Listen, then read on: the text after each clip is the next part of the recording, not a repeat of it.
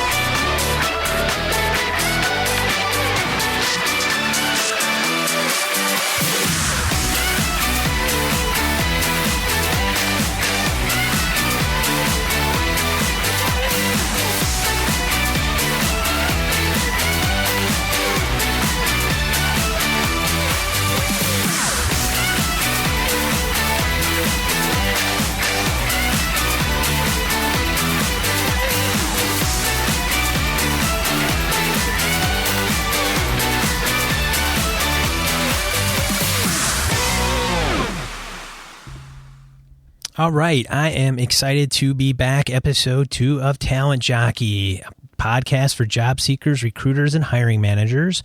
I'm your host, Sean Kelly, providing advice and insight into the world of talent acquisition. Thanks for joining me. I appreciate it. So, the title of this podcast episode is You Lost Your Job, Now What? But before we go into the main topic of discussion, just a few quick hits I wanted to put out there. And I didn't mention in the first episode is that this series or this podcast is going to be available Monday mornings. I'm going to record potentially on Saturdays, maybe Friday nights. It depends on my schedule, but I will get it dropped Monday morning. So my goal is to have it to you so that you have your podcatcher set up to get it early morning. And it's already there, and on your drive into work, you can start your work week with Talent Jockey. And that would be my ultimate goal, and I think that's not a problem. Also, with the show length, I never mentioned either. So I've gotten a little bit of feedback, not a ton as far as show length goes. But I know we're really busy, and a lot of people don't have a lot of time to listen to a show on the headphones throughout their day. And it sounds to me like 30 minutes would be good. I think 45 is going to be kind of the run. I don't want to go too much over 45 because I think then we start getting into a longer show. I do a personal podcast of a hobby of mine, and we do an hour. And an hour for that's pretty good. We do a couple different segments, and that's more entertainment based, and people can kind of tune in, tune out. I think with the job and the job seekers, managers, recruiters, which is the target audience of the show, 45 will be a little bit on the longer side, and 30 minutes would be the sweet spot. So it's going to be between that. I'll just put it that way. It'll be between there. I will make every effort that I possibly have to not go over 45. But we may have an interview person that may go longer. Who knows? So subject to change, but that's the goal. Another thing I wanted to bring up. So this was interesting. And some of you that know me will have a good chuckle at this. So I've found out a good way to market yourself is be at an organization for almost 4 years, get to know a lot of good people, and have good relationships with them, and go in and update your LinkedIn profile with another job.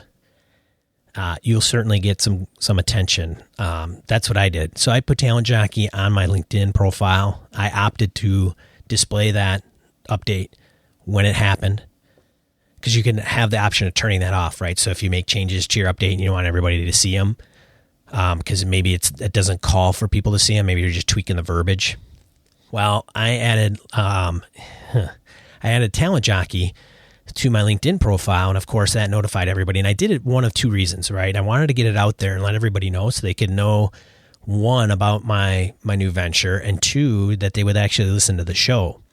And so I would get all kinds of different people, different, customers I had years ago in staffing and as an e-digital marketing web account manager individual to when I did corporate recruiting, even, current people I work with. I was like, oh my God, I didn't know you left. Congratulations. You'll be missed. It's what a disappointing news, but all the best of luck. Well, I'm still with my current employer. My day job has not gone away. I have not left completely to pursue this only. So, but I got quite the attention doing that for sure. Actually, I stopped by a couple people's offices and said, "Hey, just want to let you know I'm still here. If you want to still meet, let me know."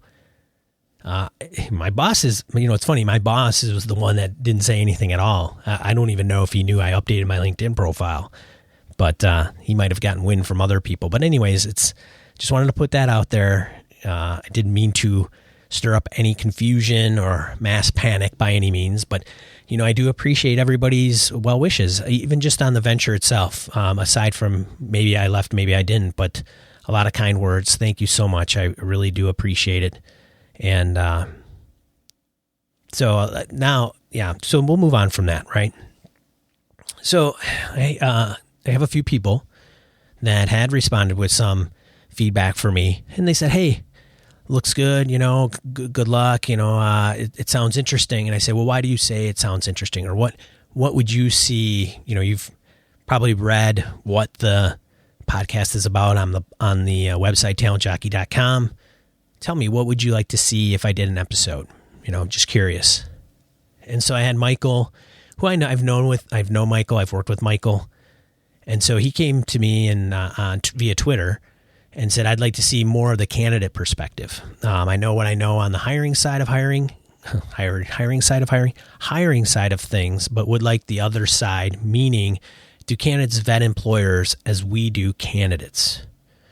And so, like I said, I worked with Michael. He's in HR and he's done recruiting, and he may be doing that in his current position in human resources as well. So he asked about that. And then also he goes on to ask, what leads a candidate to turning down a role? So I'm guessing what he's getting at is either when the offer is made and the person says no thanks, or maybe even they face-to-face interview or phone interview and the candidate comes back and says, I don't think this is a good fit for me. I'm going to withdraw from the position or being considered. So what may lead to that? So good things. Thank you, Michael. Much appreciated. I'm going to put those down on my topic to talk about list and bring it up in down the road for sure. And then, of course, Melissa. I know Melissa as well. She works in recruiting, in corporate recruiting, in human resources. She's interested in innovative sourcing strategies. Another thing she's also interested in is widening gap both with or between budgets and hiring volumes. I think I've read that right.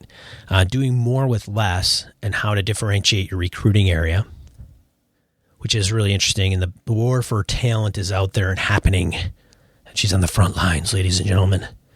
So how do you differentiate your recruiting area from other people, right? Because it's competition. You're competing with other organizations in the marketplace. Candidates can pick and choose sometimes, whether they know it or not. Another one that she brought up was addressing quality of hire and improving the quality of hire.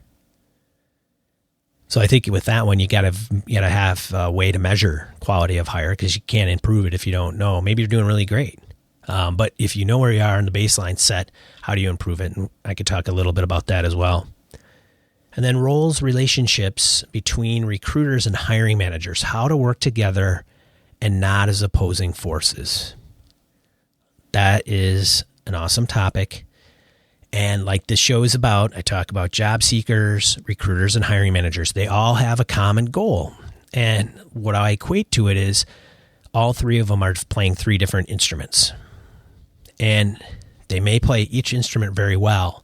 But if they're not all playing the right song in the right key with the right time, it's not going to work. It may work, but it may not work as well as it should. And so it's getting everybody on the same sheet of music, as we say, right?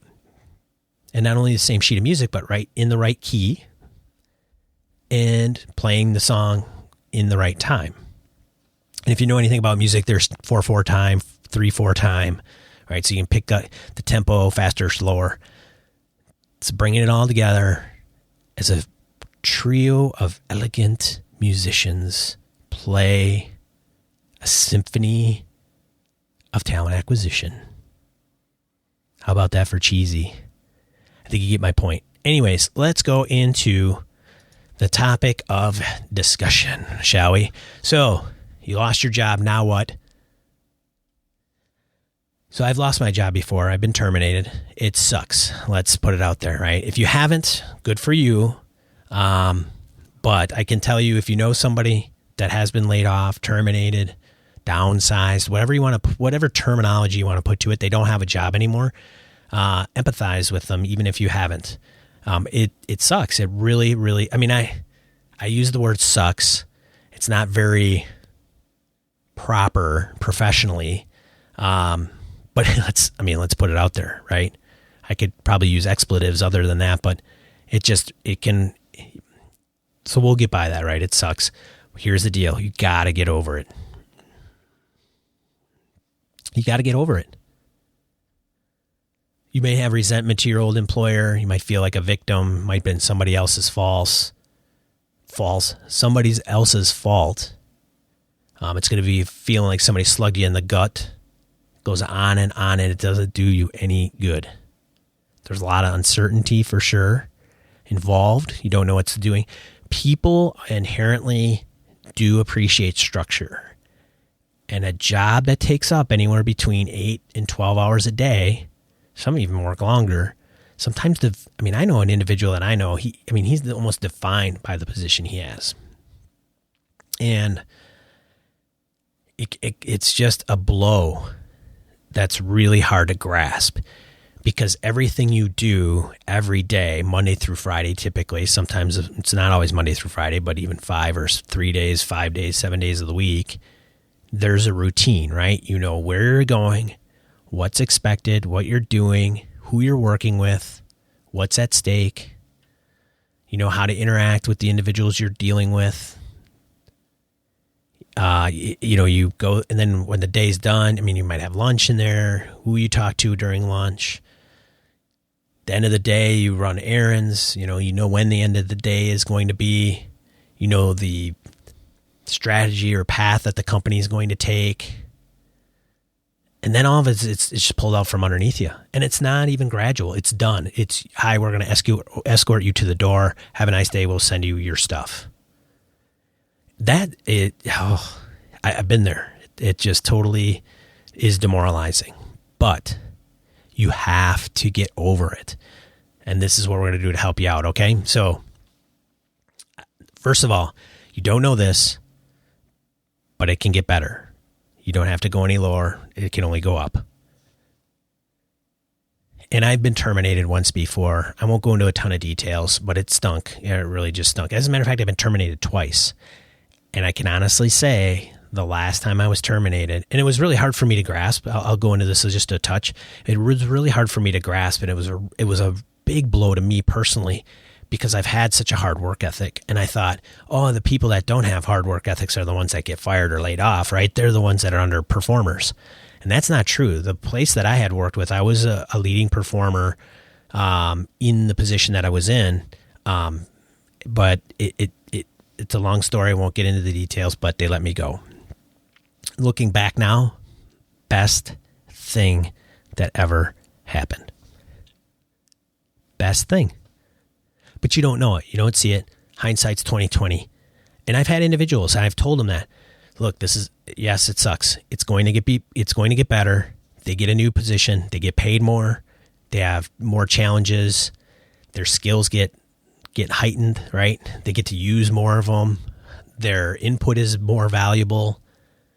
They work with new people. That's a fresh scene, different route to work. Maybe the schedule changes, better benefits. And then they look back and go, man, I can't believe I stayed at that place 10 years. This is so much more awesome. Now it's the honeymoon phase, granted. And maybe in another 10 years, they'll be in the same rut they were in their prior employer. But I'm telling you, it opened a lot of doors for me. Otherwise, I'd be still doing the same job, and I would be probably hating it every day. And, just a miserable person, personally. So hang in there. Let's get to the point, right? All right. So it doesn't have to be bad. You'll realize it later. So things that you need to start doing right away. So there's a few things. I'm just going to highlight them, general overview that you should be doing right away. 1, unemployment, file for it. So some may think, some of us have some pride and you don't feel as though you should file for unemployment. You don't want a handout. It's not a handout, ladies and gentlemen. Employers pay this. It's the cost of doing business. It's the cost of having hires. So when they do run into the situation, and usually it's by layoff, that they have that individual can file for unemployment and get a weekly check. Now, so file for it. Now, an individual organization can contest it. So if they think they've filed you or fired you or terminated you with a particular cause and it's justified, they may contest it. That doesn't mean that you shouldn't file. What happens is, at least in the state of Wisconsin, you'll file, and I don't know if this has changed. It's been a long time since I've gotten unemployment. But you would file, they would, take all your information down, figure out how much you were getting paid, and then they will cut you a check every week. And it's tax. There's no taxes, but you will get taxed at the end of the year. So make sure you set aside enough money for those taxes. But you start getting that, and then the employer can contest it. And if the employer contests it and they win, you may have to pay that money back. So it's tricky. It sucks, but just keep that in mind. Now, when I went through, I was terminated for one of my positions. They contested it, and I actually won. They found in my favor, and the one reason they did, the reason they found in my favor was because it was a bad judgment call, and it wasn't out of maliciousness to the company, and it wasn't for me. It wasn't me purposely going out of my way to. The decision I made wasn't directly attributed to being detrimental to the company. I didn't do it out of malice. And so they said, it was a bad judgment call. He shouldn't have probably done it, but they don't find it. They didn't find that as being the reason that they should not grant me unemployment. So make sure you do that. Health benefits. So if you got COBRA coming to you, Obamacare is an option, private insurance, make sure you're covered. It's tough. It's a whole nother debate, whole nother topic about health insurance, at least in the U.S., but make sure you get some health benefits. And then the next thing, get into a routine. There's a few reasons why you want to get into a routine, right? And I say a routine and kind of stick to it Monday through Friday. Get up at a particular time, go to bed at a particular time, do certain things at certain times during the day. They may change day to day. Say, well, I'm going to walk and exercise Monday, Wednesday, Fridays at 3:00, and then Tuesday, Thursdays, I'm not. But at least make it a routine through the week in some form or another. One, it's going to keep your energy up, right? If you're sitting around sulking, it's not going to do you any good. You're going to slump lower, and you don't need to go any lower. So get into a routine. It'll provide structure, right? So our job provides a lot of our structure. Get up, go to work, take lunch, do my job, do this, meet with these people, go home, pick up the kids, whatever. Structure. If you get a routine going, it'll provide a lot more structure to your life, and you'll actually get some things accomplished that you'll need to, which is finding your next opportunity.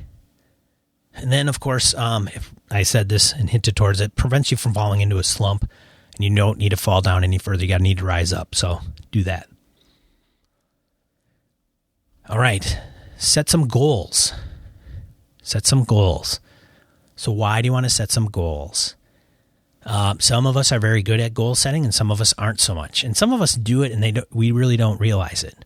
I'm one of those guys. Like, I know I have goals, but I don't write them down. But I know they're in my brain. Write them down, put some dates down. I get some goals for Talent Jockey. I've got them written on a big whiteboard. And I actually have the month that I want to make sure those are in place by that certain month. And it does intrinsically, it gives a vision to it and some perspective, and it makes it more concrete when you do that. So have some goals. One, it'll give you a sense of fulfillment, right? So fulfillment, what do I mean by that? I mean, I had a goal of like doing some home projects when I was unemployed, in addition to all the job search stuff that I wanted to do. So I kept myself busy. I put in some floors in our house, small sections. I put in a patio with pavers or bricks. That was fun.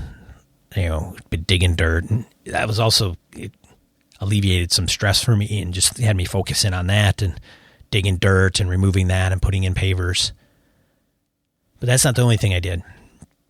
So then I would also do, it gives you a sense of purpose.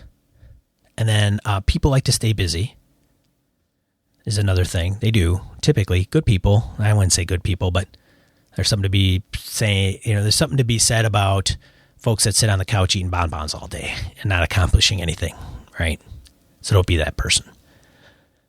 Employers are going to wonder what you've been doing during your time on unemployment. So this will give you something to talk about. I did this, kept myself busy. I'd wake up every day at this time. I'd go and look for a position. I did some home projects that involved this and that. If you come back and you have to say, yeah, I didn't do much, or, well, I was looking for a job, duh. I mean, it's not the way to roll. All right. So job search. Now getting to the points of actually getting into the nitty gritty of what you want to do to actually propel yourself into getting your next opportunity. All right. 10 of them. I got 10 of them. We're going to go through all 10. A couple of them I think are really related. I didn't want to say 9. I wanted to say 10. So we got 10. Ready? You can write this down. It'll be in the show notes. It's up to you. Number 1, job alerts. Go online. I like Indeed.com. They've been around for a while. They're a big job aggregator.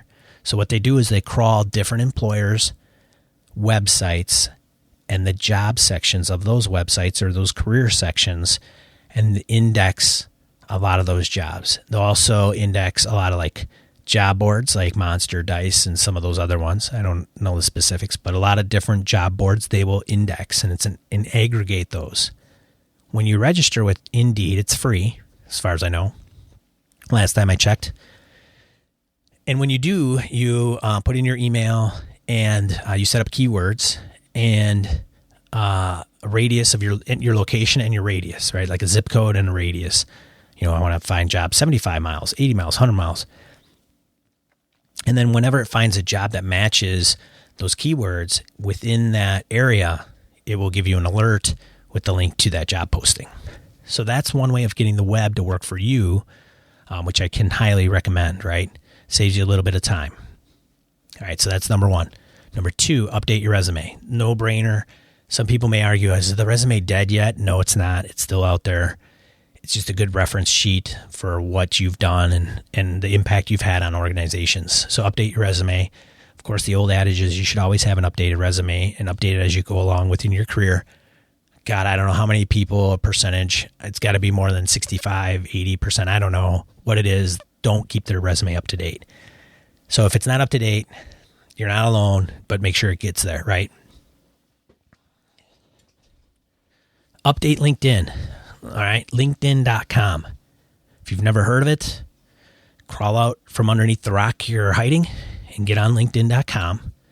It is a professional network. It's similar, so social media, right? It's similar to, I say similar, because it's social media. It's like Facebook, Twitter, Google+, MySpace, Friendster, but this is the professional social network platform. Fill out a profile, make it robust.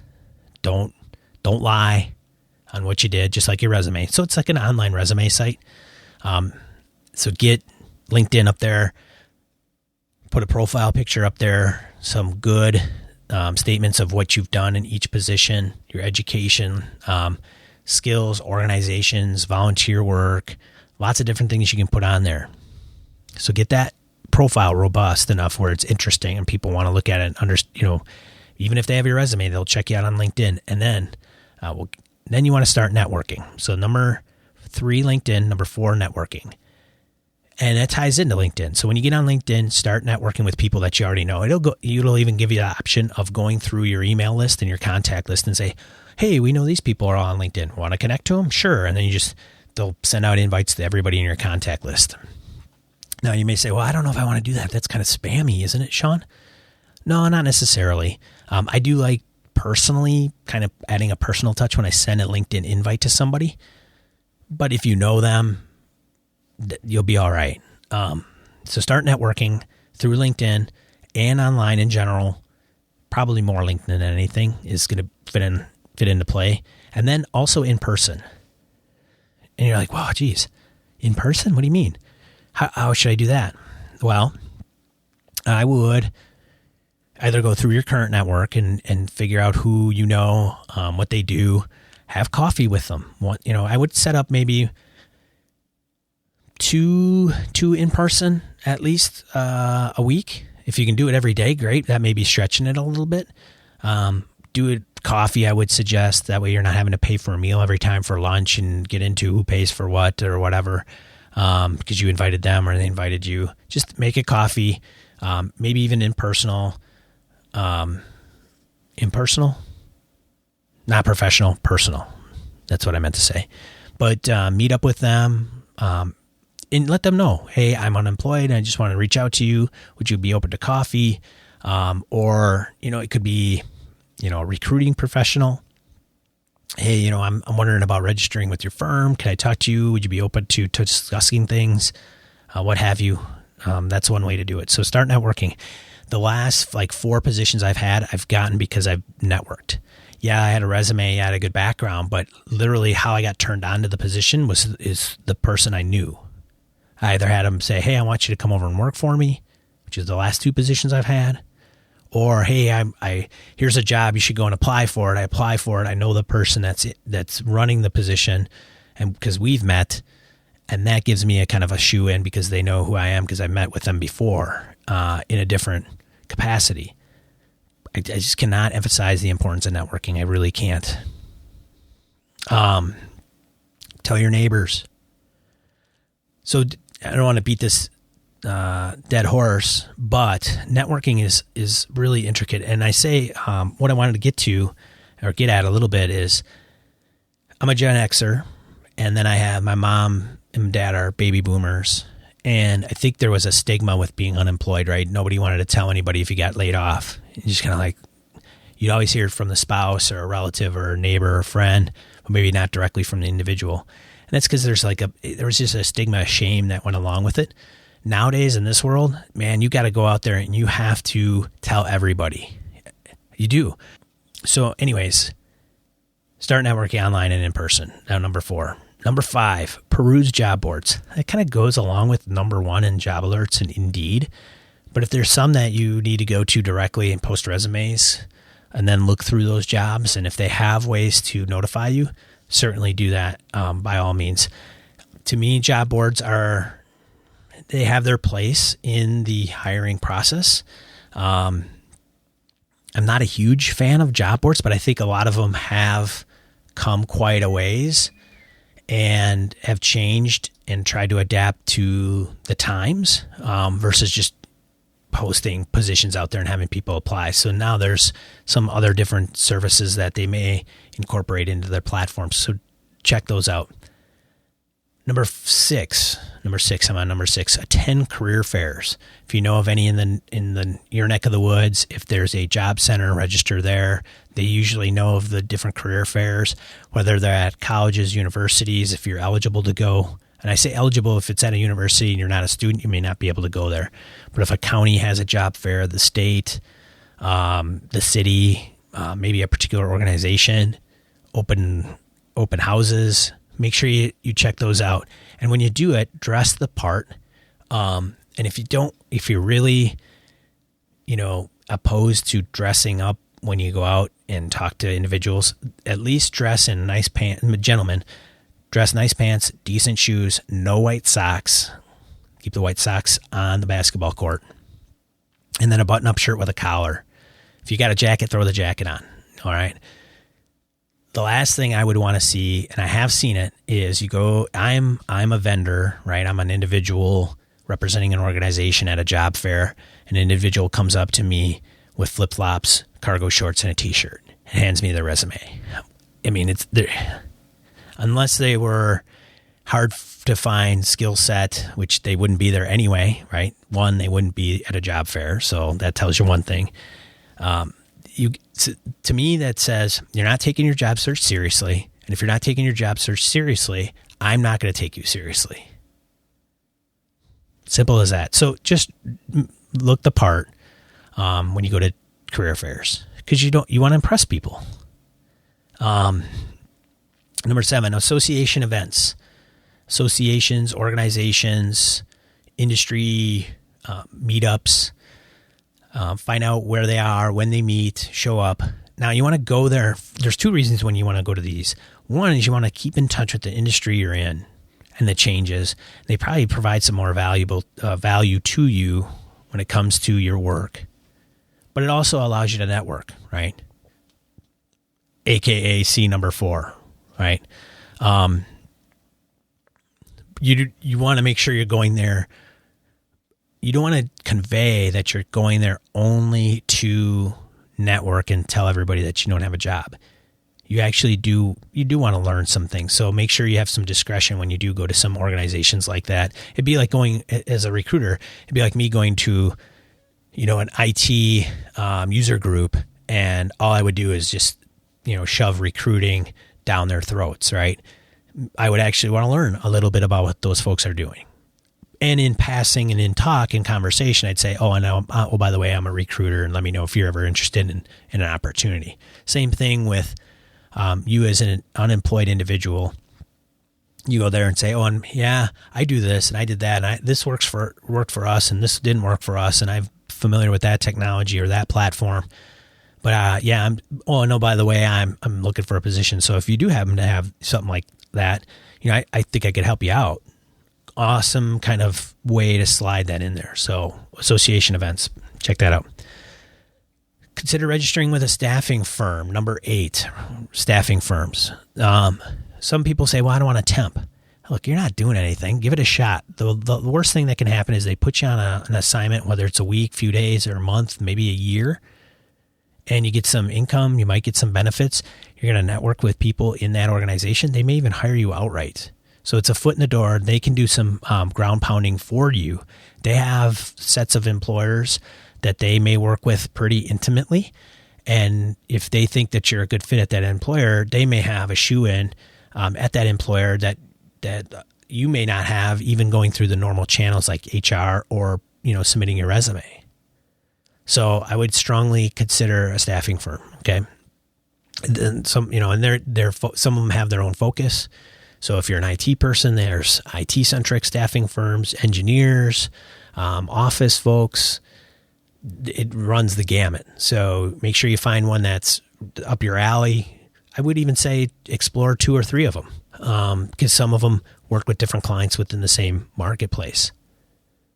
Number 9, keep track of your progress. Have a spreadsheet, because this may be a long journey. You might have to suck it up for a little while longer, right? I mean, we always, the longer we go, the closer you are to landing something. But it could be, hey, I'm unemployed in January and it's October.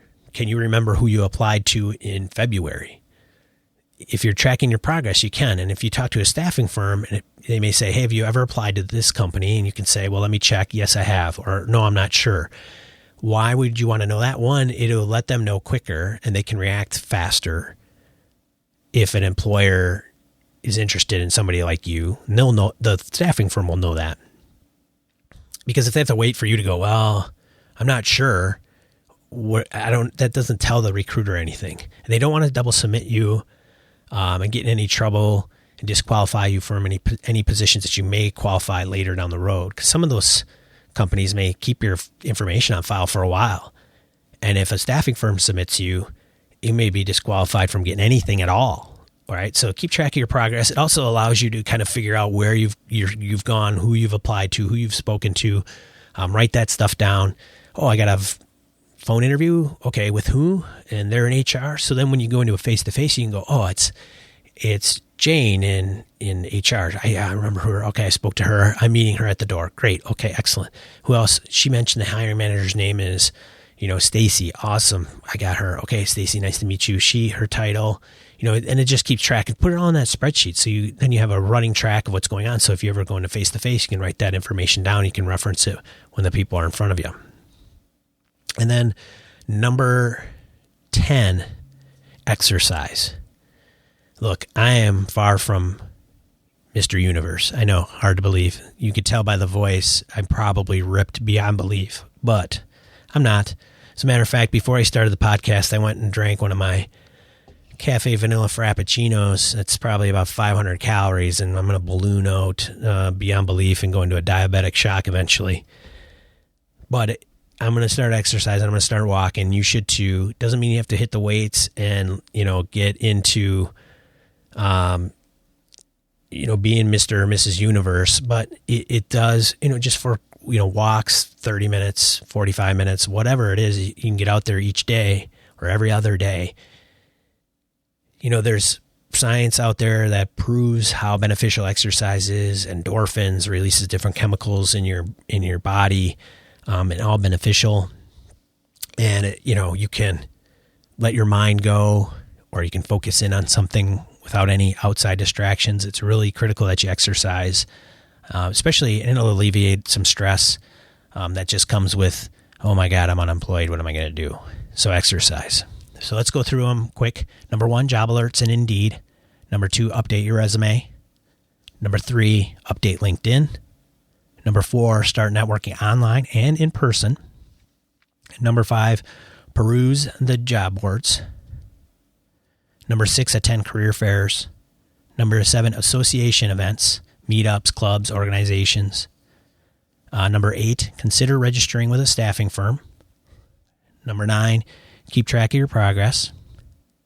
And then number 10, exercise. So I think that's pretty much sums up a lot of the 10 steps are pretty important, but hopefully this will give you a starting point to get on to your next journey and next opportunity. Trust me, and everything will be just fine. Just you're going to have to endure some pretty big obstacles, but it's something that you can certainly handle, right?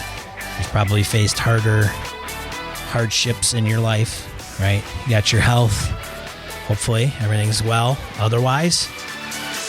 So the next topic we're going to be talking about is resume writing. If you have questions about resume writing, send me a voicemail. Call 608-616-0775 with the intentions of potentially being put on the air so we can play that. What questions may you have?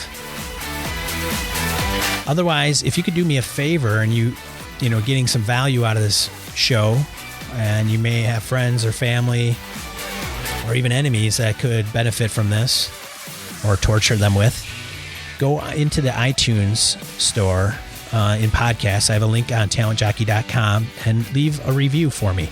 Gets me more exposure. It gets this show in front of more people that may need help in these areas. Otherwise, I will let you go. Thank you again for listening to Talent Jockey. My name's Sean Kelly. I appreciate it. Have a good day.